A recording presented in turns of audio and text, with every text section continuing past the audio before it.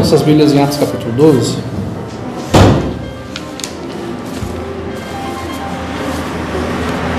Atos capítulo 12.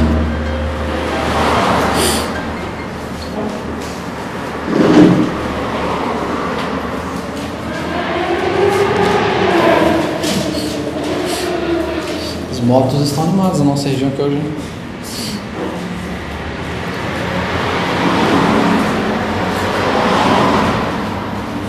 Atos capítulo 12, vamos ler os versículos de 1 a 3 a princípio.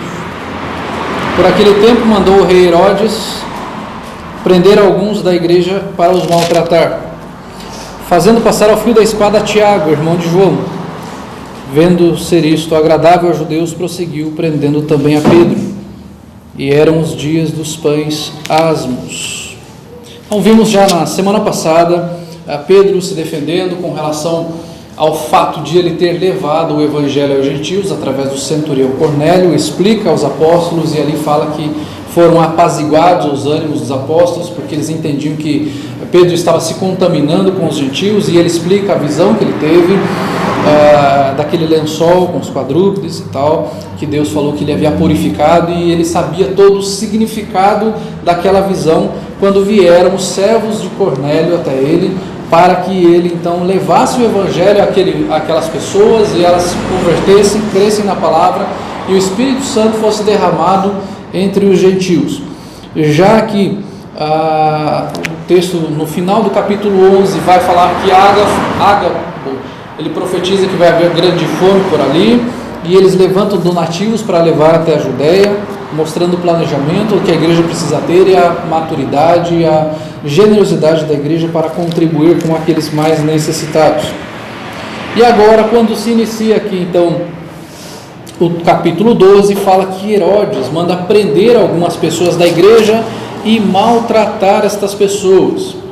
O que a gente consegue pegar aqui nesse texto da perseguição à igreja, da perseguição ao povo de Deus, é que o crente ele é julgado pelo mundo. Desde aquela época, desde a época dos apóstolos, os cristãos eram perseguidos pelo mundo. Herodes perseguia o povo, os judeus perseguiam os cristãos, porque eram seguidores de Cristo.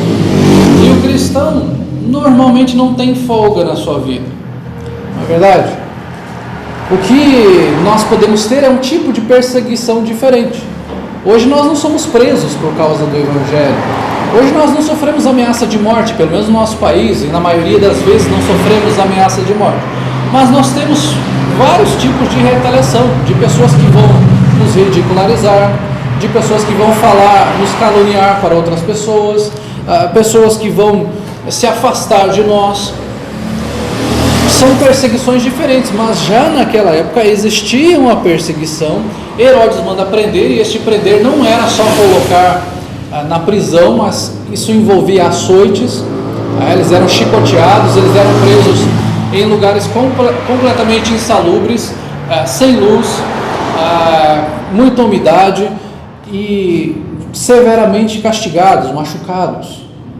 Era uma perseguição ferrenha ao evangelho, porque eles odiavam a palavra de Deus, eles odiavam o evangelho, odiavam a Cristo. E Herodes persegue a igreja, manda prender pessoas cristãs, e fala aqui, versículo 2, que ele manda passar ao fio da espada Tiago, irmão de João. O irmão de João aqui é morto por causa do evangelho, por amor ao evangelho. Nós muitas vezes valorizamos mais as histórias de livramento das Escrituras, e elas acontecem não só nas Escrituras, mas na história da igreja, histórias de livramento de pessoas, mas esquecemos também que Deus permite que pessoas morram por amor ao evangelho. E o relato, e a Escritura traz este relato de Tiago, irmão de João, ser morto por causa do evangelho. Esta demonstração de que o cristão deve estar disposto, inclusive, a morrer por causa do evangelho. E este morrer, ele deve começar pelas pequenas coisas. Se nós um dia tivermos a ousadia de falarmos que nós estamos dispostos a morrer por causa do evangelho, nós devemos estar dispostos a morrer nas pequenas coisas que nós temos, de abrir mão das pequenas coisas que nós temos por amor a Cristo, de abrir mão do nosso comodismo, de abrir mão da nossa zona de conforto, de eu não vou pregar o Evangelho porque senão essa pessoa vai falar mal de mim, porque senão ela vai me ridicularizar. Obviamente que se você tem medo disso, provavelmente você não está disposto a morrer por Cristo. Se você tem medo até de que aquela pessoa zombe de você, imagina que você vai estar disposto a morrer pelo Evangelho. Se você não está disposto a receber um dislike, se você não está disposto a que uma pessoa te bloqueie, se você não está disposto que uma pessoa vire a cara por você por causa do Evangelho, você não está disposto a morrer pelo Evangelho. Então nós precisamos começar nessas pequenas coisas, a pensar nestas pequenas coisas, como nós, se nós realmente estamos dispostos a morrer por Cristo, como Tiago estava disposto a morrer pelo Evangelho, a amar ao Senhor verdadeiramente. O crente, ele sempre vai ser julgado pelo mundo, como um fundamentalista, como um ladrão, como um desonesto.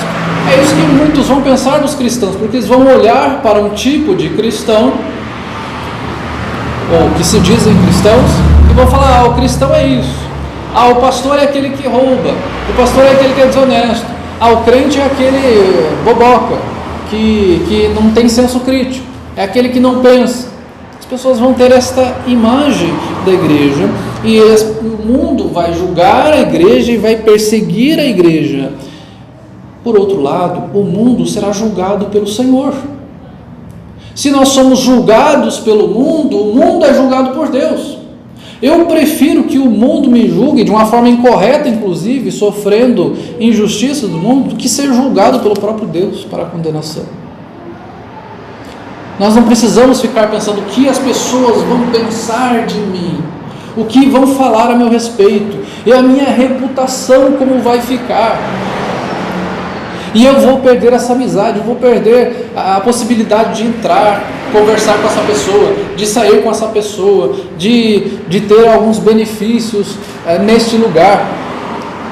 É estar pensando no mundo, no que o mundo quer falar sobre nós, na importância que nós damos para o mundo, quando na verdade nós devemos nos importar com aquilo que Deus pensa de nós. O mundo é julgado por Deus. Tiago perde a sua vida para ganhá-la. Tiago morre por amor a Cristo, por amor ao Evangelho.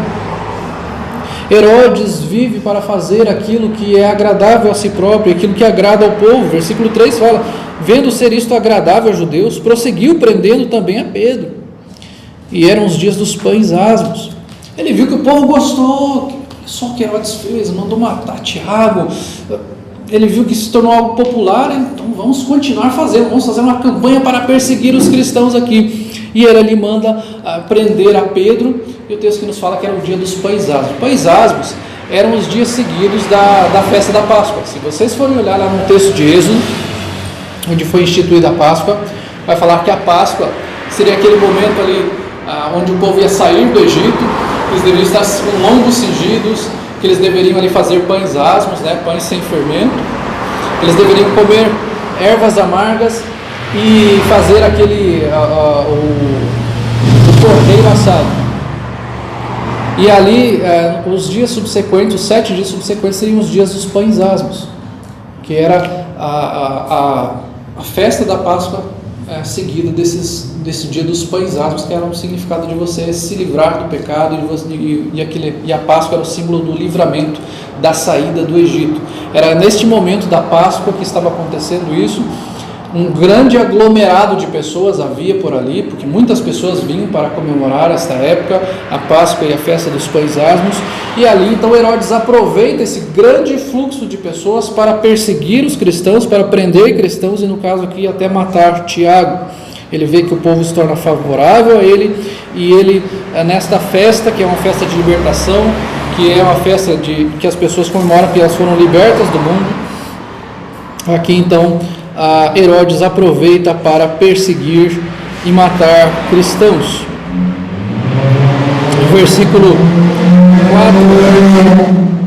Versículo 4 diz assim: tendo feito prender, lançou no cárcere, entregando 4 escoltas de 4 soldados cada uma, para o guardarem, tencionando apresentá-lo ao povo depois da Páscoa. Pedro, pois, estava guardado no cárcere, mas havia oração incessante a Deus por parte da igreja a favor dele. Pedro é preso, colocado na cadeia, fortemente escoltado por soldados.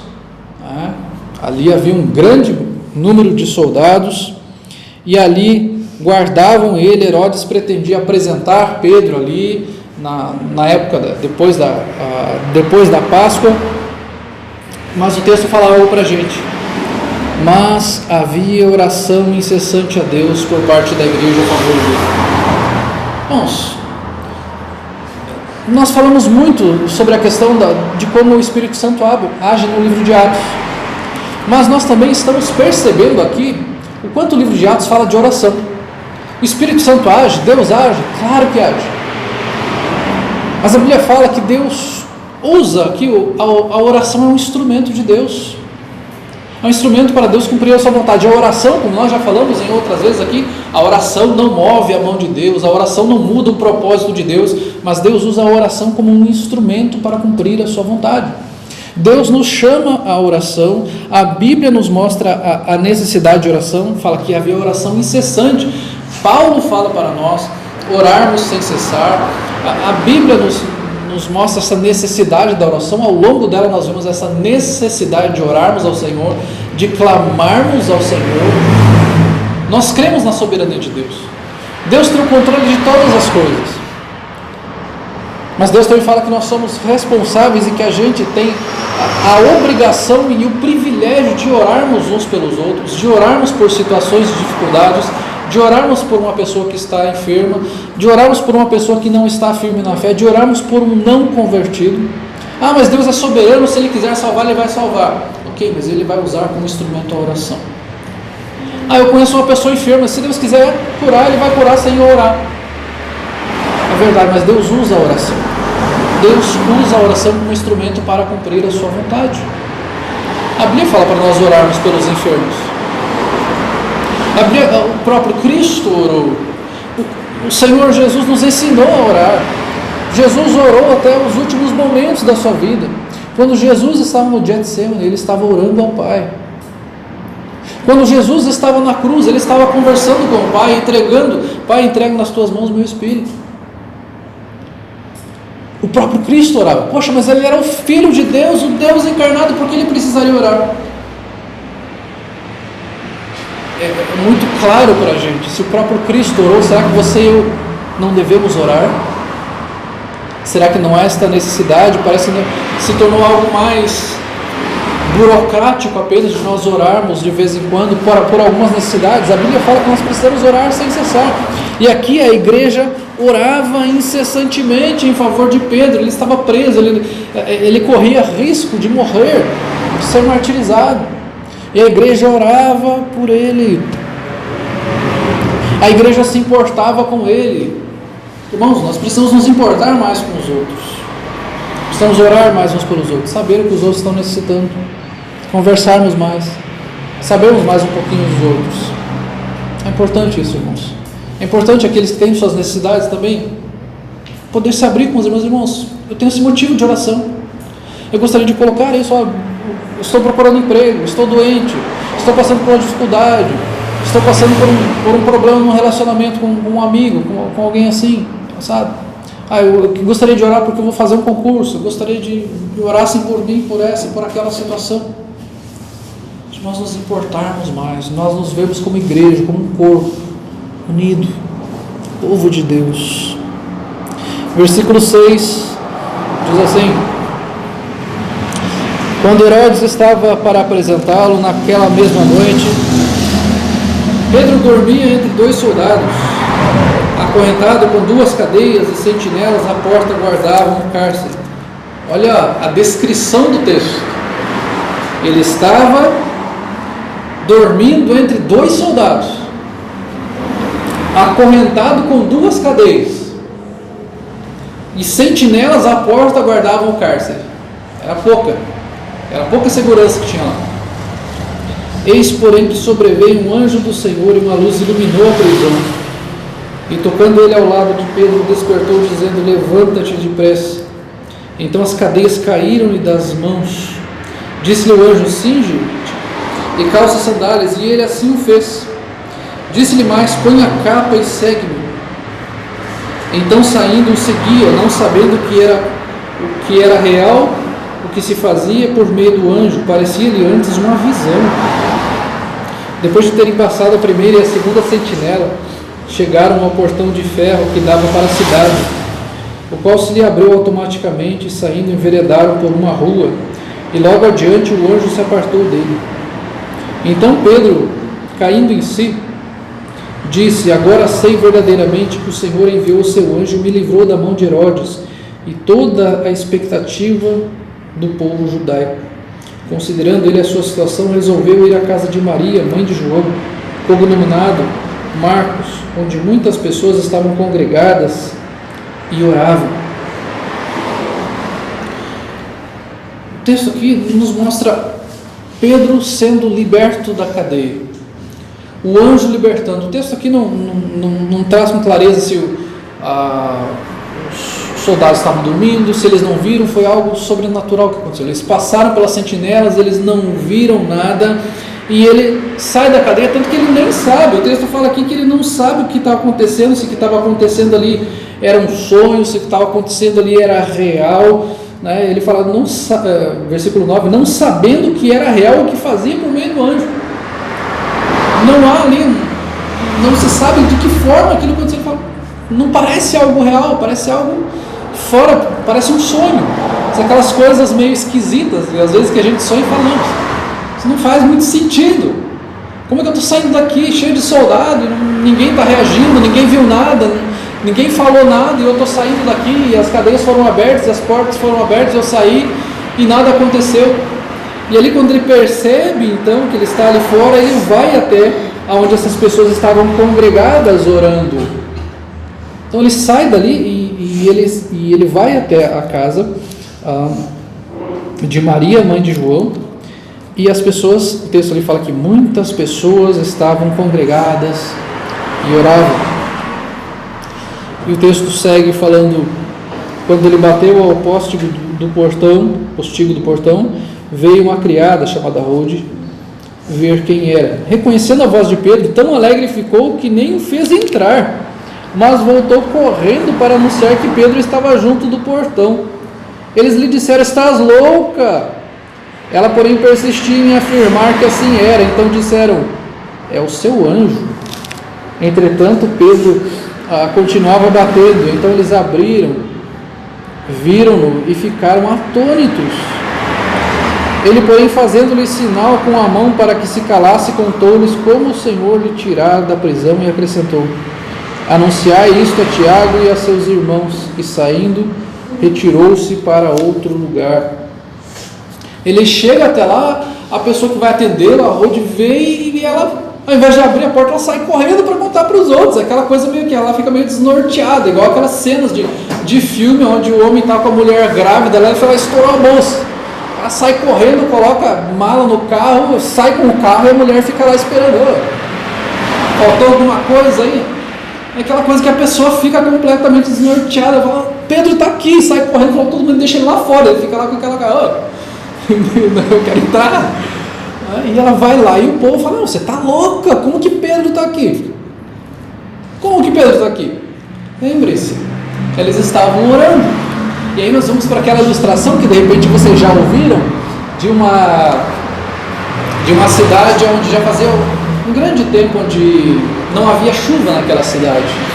E a igreja então convoca uma reunião de oração. Vamos fazer uma oração aqui, irmãos, vamos ter um dia de oração especial para que tenha chuva em nossa cidade. E as pessoas chegam ali, vamos orar, irmãos, e de repente chega uma menininha na igreja com um guarda-chuva. E as pessoas falam, mas o que você está fazendo? Não chove há tanto tempo na cidade, o que você está fazendo com este guarda-chuva? Ela fala, olha, nós não vamos orar pedindo ao Senhor que traga chuva, eu já vim preparada para a chuva. Se nós vamos orar, nós temos que entender que Deus tem poder para fazer o que Ele quiser e que Ele responde às nossas orações. O povo estava orando incessantemente, isso é muito bom, mas ele ainda não compreendia o que foi que aconteceu. Nós estávamos orando pela libertação de Pedro, mas como assim? Ele foi liberto mesmo? Aconteceu mesmo? Deus fez o improvável? Deus fez o impossível mesmo? Não acontece isso muitas vezes conosco? De você orar, Senhor, eu quero que aconteça aquilo, eu quero conseguir aquele emprego, eu quero que esta pessoa seja curada, e aquela pessoa é curada, e você fala, uau, aquela pessoa foi curada? Mas você não estava orando por isso? Ou aquela pessoa conseguiu passar naquele concurso, como assim? Era tão difícil? Mas você não estava orando por isso? Deus te respondeu. Deus te respondeu. Uau, aquela pessoa creu em Cristo, como assim? Ela era dura de coração? Ora, você não orou? Deus te respondeu. Era isso que estava acontecendo, Deus estava respondendo. Eles tinham aquela questão, não é Pedro, é o anjo deles. Nem tudo que aquelas pessoas pensavam, elas achavam, o anjo de Pedro está aqui.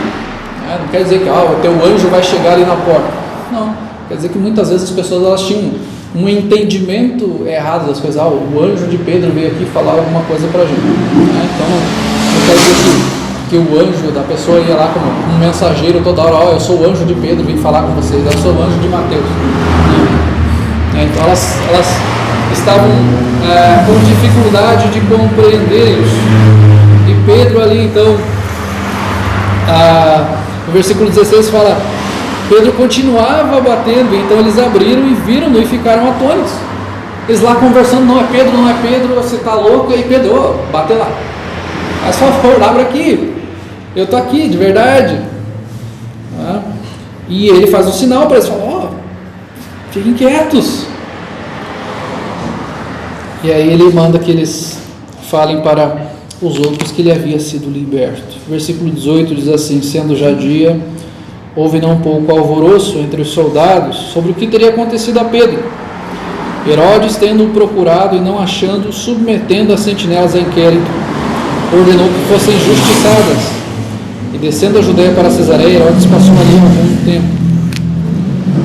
Então vocês imaginam a situação. Todos aqueles soldados, como assim? O que aconteceu? Pedro estava aqui, super guardado, cheio de algema, soldado dormindo do lado dele, trancafiado na cela, soldado do lado de fora, ele sai daqui, ninguém vê? Alguns poderiam falar, não, foi teoria da conspiração, os soldados lá soltaram Pedro e tal. Só que o que acontecia com o soldado que fazia isso? Morte. Tanto que o texto fala que eles foram justiçados. Justiçados, eles foram mortos. É pena de morte. Eles não sabiam o que havia acontecido, eles não viram o que havia acontecido. Deus Todo-Poderoso age nas nossas vidas. Deus, assim como Ele pode permitir que o seu povo morra por amor a Ele, Ele livra o seu povo de diversas situações, de diversos perigos e de diversas dificuldades. Quando você for pregar o Evangelho, o Senhor pode te livrar de vários perigos, de várias dificuldades. Não temas. Se aquilo que você for fazer, você deve perder a sua vida por amor a Cristo, e assim você vai ganhar. Não tente guardar a sua vida para si próprio, para fazer aquilo que você quer. Sua vida tem que se colocar na presença do Senhor, na presença de Cristo. Você é servo de Cristo. Você está aqui como um representante de Cristo, como um arauto do Evangelho, como aquele que vai anunciar o Evangelho àqueles que são seus conhecidos, seus colegas, seus amigos, seus parentes. Você é um anunciador da palavra de Deus.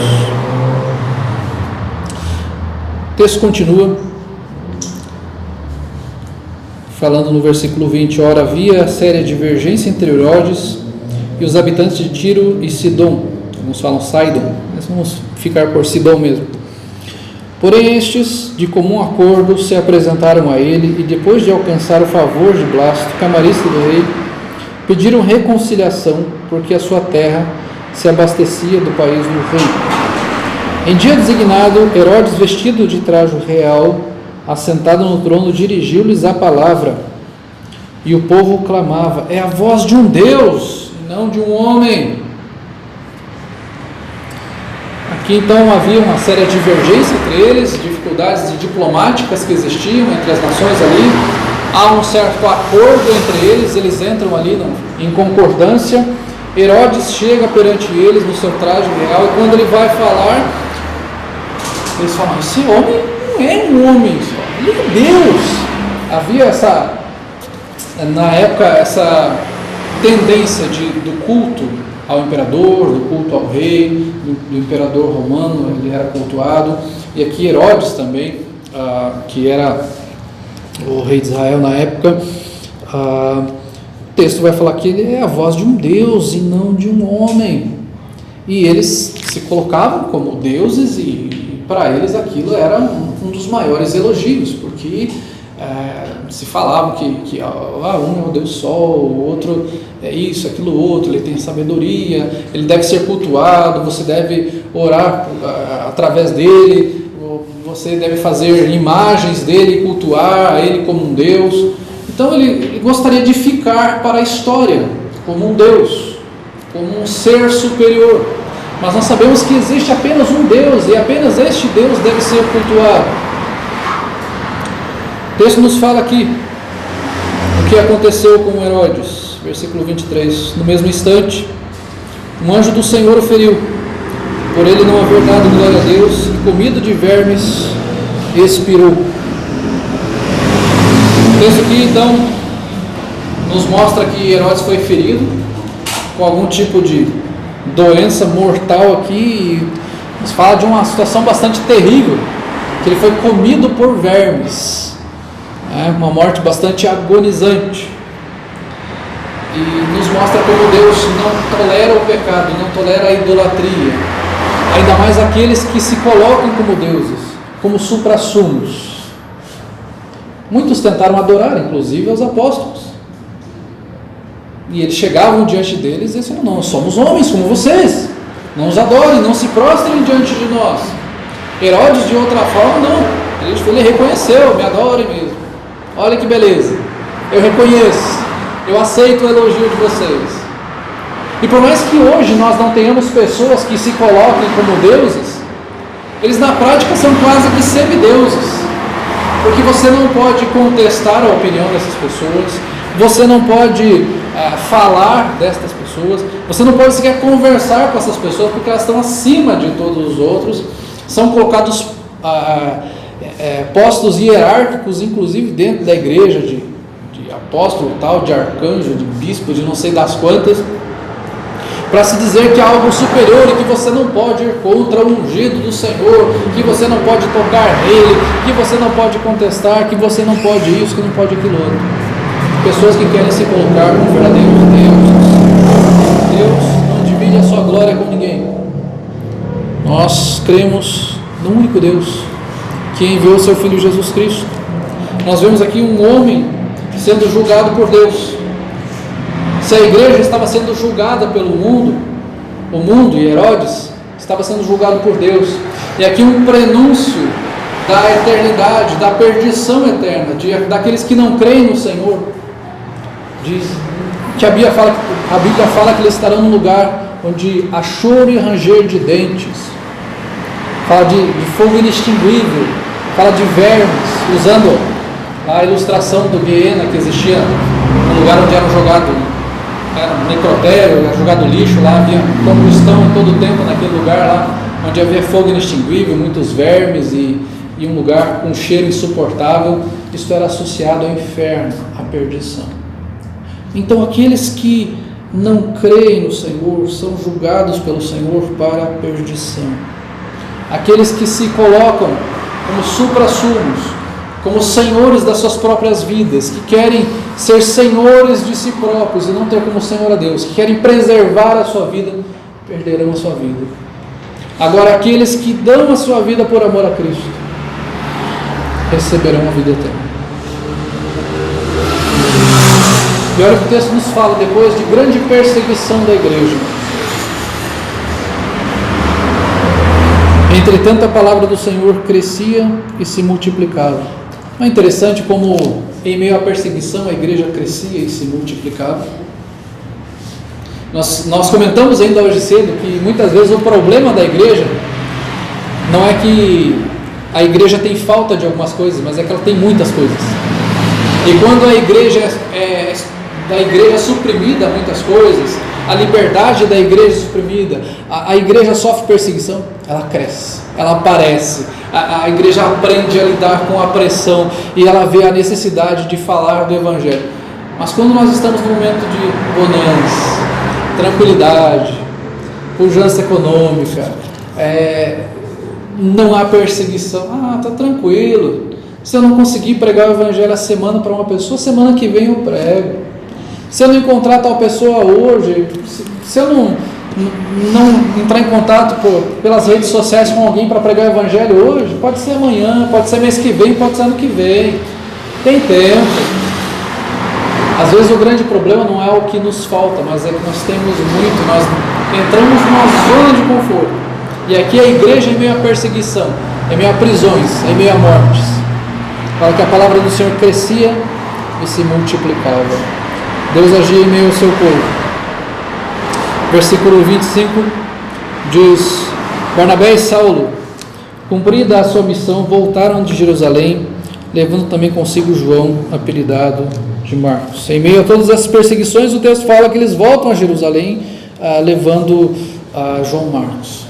O trabalho para o reino continuava, em meio às perseguições, em meio a tudo que acontecia ali, o trabalho continuava. O povo estava disposto a trabalhar, o povo estava disposto a viver para o reino de Deus. Não estavam pensando em si próprios, no seu conforto, no seu bem-estar, na sua vida. Estavam vivendo para Cristo, vivendo por amor ao Evangelho. A tristeza que nos dá hoje é que cada vez mais as pessoas estão vivendo para si próprias e não para Cristo. Estão deixando de olhar para Cristo e olhando para si próprias, achando que esta vida vai ser eterna, que nós vamos viver sempre tranquilos, na calma, na tranquilidade. Nós vivemos como se o Senhor nunca fosse voltar.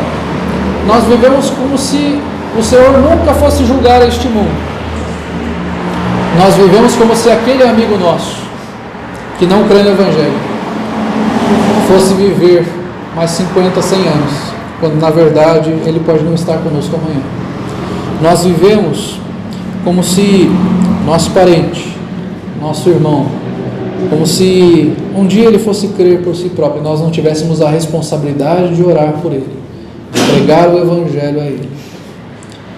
Nós vivemos por amor a nós muitas vezes e não por amor a Cristo, porque nós não estamos dispostos a sermos perseguidos, humilhados, injustiçados. Nós amamos mais a nós mesmos do que ao Senhor. Nós amamos mais a este mundo do que ao Senhor. O Senhor nos chama para amar a Ele. Não é para você olhar para si próprio e pensar: eu mereço, eu quero mais, eu tenho direito. Você tem muitas coisas. Você é abençoado por Deus. Você conheceu o Evangelho. O povo de Deus, o povo judeu, teve todas as oportunidades de crer no Evangelho, através dos profetas, através de Moisés, através dos apóstolos, e eles negaram o Messias, e o seu coração foi endurecido. E nós podemos chegar a esse mesmo ponto, de com tantas oportunidades, com tantos recursos, negarmos a Cristo e vivermos para nós mesmos, vivermos uma vida de legalismo e não uma vida de compromisso ao Senhor. Irmãos, o Senhor nos chama para uma vida de compromisso, de dedicação, de estarmos dispostos a viver e a morrer por amor a Cristo. Que Deus os abençoe. Vamos lá. Senhor Deus,